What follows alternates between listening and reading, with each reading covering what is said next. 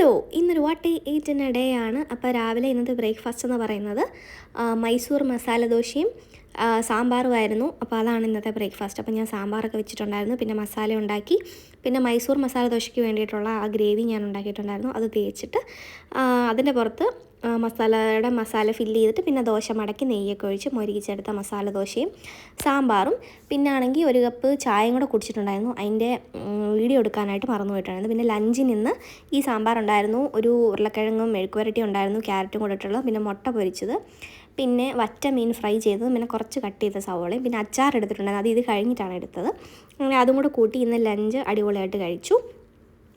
പിന്നെ ഈവനിങ് ആണെങ്കിൽ ഞങ്ങൾക്കൊന്ന് പുറത്ത് പോകേണ്ട ആവശ്യമുണ്ടായിരുന്നു. ഞങ്ങൾ പുറത്തൊക്കെ പോയി. അപ്പോൾ ഈ ലഞ്ച് നല്ല ഹെവി ആയിട്ട് കഴിച്ചുകൊണ്ട് തന്നെ പിന്നെ ഇതിനിടയ്ക്ക് വേറെ സാധനങ്ങളൊന്നും കഴിച്ചിട്ടില്ല. പിന്നെ ഈവനിങ് എന്ന് പറയുമ്പോൾ ഒരു 5 മണി 5:30 ആ ഒരു ടൈമിലൊക്കെയാണ് ഞങ്ങൾ പോയിട്ടുണ്ടായിരുന്നത്. അങ്ങനെ ഞങ്ങൾ പോയപ്പോൾ നെയ്പ്പത്തലും ബീഫും വാങ്ങിച്ചിട്ടുണ്ടായിരുന്നു, ക്രീം ബണ്ണും വാങ്ങിച്ചിട്ടുണ്ടായിരുന്നു, പിന്നെ ആണെങ്കിൽ ചായയും കുടിച്ചേ. അത് നെയ്പ്പത്തൽ നമ്മൾ വീട്ടിൽ കൊണ്ടുവന്നിട്ടാണ് കഴിച്ചത്. പിന്നെ ക്രീം ബണ്ണും കഴിച്ചായിരുന്നു അവിടെ നിന്ന്. അങ്ങനെ വീട്ടിൽ കൊണ്ടുവന്ന് ഇത് കഴിച്ചു. പിന്നെ ഞങ്ങൾ വരുന്ന വഴിക്കാണെങ്കിൽ ഒരു കപ്പ ബിരിയാണിയും കൂടെ വാങ്ങിച്ചുകൊണ്ട് വന്നിട്ടുണ്ടായിരുന്നു. നല്ല വാഴയിലൊക്കെ ആയിട്ടാണ് ഇവരിത് സെർവ് ചെയ്തത്.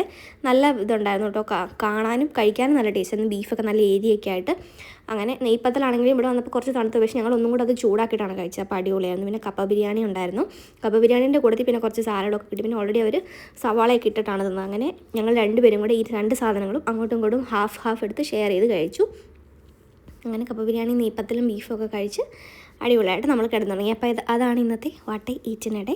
അപ്പോൾ നമുക്ക് അടുത്തൊരു വീഡിയോയിൽ കാണാമേ. വീഡിയോ ഇഷ്ടപ്പെട്ടാൽ സബ്സ്ക്രൈബ് ചെയ്യണേ. ടാറ്റാ.